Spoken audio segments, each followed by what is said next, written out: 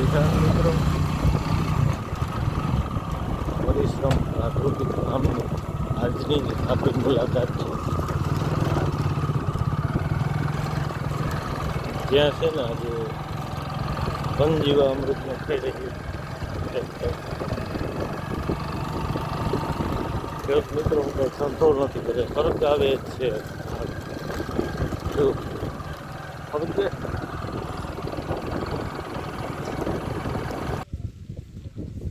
તો મિત્રો પરિશ્રમ ફાર્મ ઉપર 17 વર્ષથી આ પ્રાકૃતિક ખેતી થતી હોય અને ઘન જીવામૃત ખાતર જમીનમાંથી જે અમૃત છે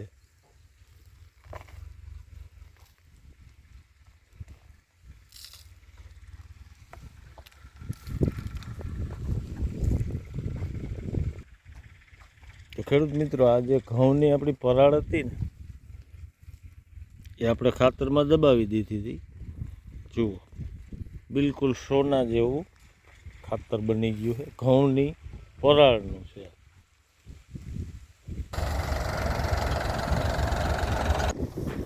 ખેડૂત મિત્રો જેને આપણે વેસ્ટ ગણીએ છીએ ને એ જ પરાળ છે.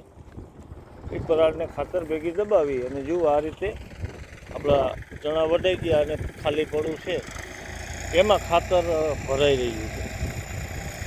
બિલકુલ ચાસમાં વનજીવામૃત ખાતર અને ઘઉંની પરાળનું ખાતર છે.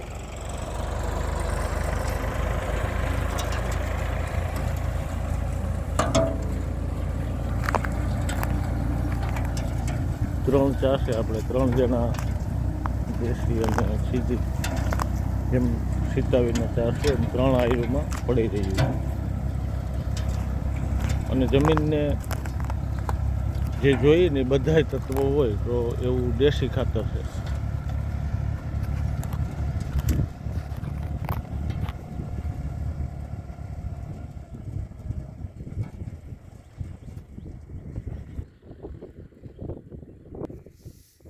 પરિશ્રમ પ્રાકૃતિક ફાર્મ છે જે વર્ષોથી પ્રાકૃતિક ખેતી કરે છે. તો આ જમીન છે ને એ ઝેરમુક્ત થઈ ગઈ છે, અમૃત જેવી થઈ ગઈ છે. આમાં જે અનાજ ઉગે છે એની ક્વોલિટી કંઈક અલગ જ મળતી હોય છે, આનો સ્વાદ કંઈક અલગ જ મળતો હોય છે.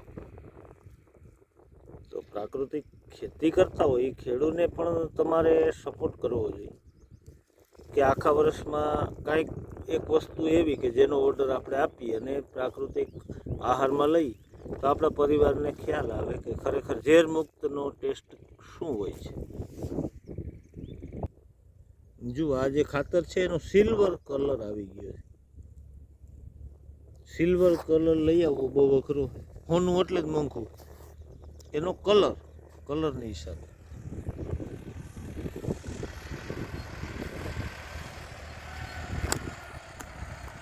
તો આપણે આપણી જમીનને બચાવવા માટે સળગાવી દેવા કરતાં આજે વર્ષોથી આ ફાર્મ ઉપર કાંઈ સળગાવવામાં નથી આવતું અને પાકી પ્રોસેસ કરી પાકા ખાતરો જમીનમાં જીવામૃતનો પોટ આપી ઘન જીવામૃત ખાતર બનાવી અને જમીનને એટલી બધી તાકાતવાળી કરી દીધી છે કે અત્યારે આજુબાજુના ખેડૂતોને જે ઉત્પાદન થાય છે ને એથી તો ડબલ માંડ્યું છે થવા. અને જમીન તાકાતવાળી થઈ તો શું થયું, તો જે રોગ આવતા હતા ને મોલમાં એ બંધ થઈ ગયું. એટલે આપણા જે મિત્ર કીટક હતા એની વસ્તી વધી ગઈ, શત્રુ કીટકને ખાવા લાગ્યા. અને પ્રાકૃતિક આયામોમાં ખાસ તો ગોળ નાખ્યો તો શું થયું,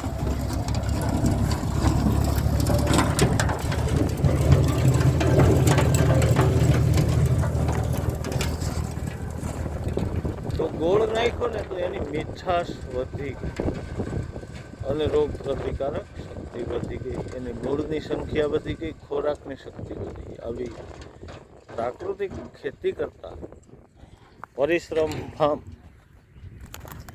અને અલગ અલગ બધી વસ્તુ વાવતા. સામે જુઓ ચણા છે, બંસી ઘઉં છે, ધાણા છે, જીરું છે, ત્યારબાદ મીઠું મધુરું તેલ જે મગફળીનું, આ અલગ અલગ એના એક ખેતરમાં ઘણા બધા વિભાગ કરી અને એ જે એમના ગ્રાહક છે ને એમના સુધી બધી વસ્તુ પૂગે અને એને ક્યાંય લેવા ન જવું પડે એવું એમનું આયોજન હોય. અમારા સત્તાપર ગામના વિનાભાઈ કે જે કોઈને ખબર ન પડતી ને એટલા વર્ષથી પ્રાકૃતિક ખેતી કરે, આમાં કાંઈ સળગાવશે નહીં, બધી પ્રોસેસથી ખાતર બનાવે. જુઓ સામે મકાઈ, આજે ગૌ માતા છે 7-8 એનું પણ આ જ રીતે જે લીલાળો ઘાસચારો વાવી અને આયોજન લેતા હોય અને અમને પણ એ ઘણું બધું શીખવાડતા હોય. તો આવી પ્રાકૃતિક ખેતી અપનાવી અને આપણે આપણું ભવિષ્ય બનાવીએ એવી આશા સાથે બધાને જાજાથી જય હિન્દ, જય કિસાન.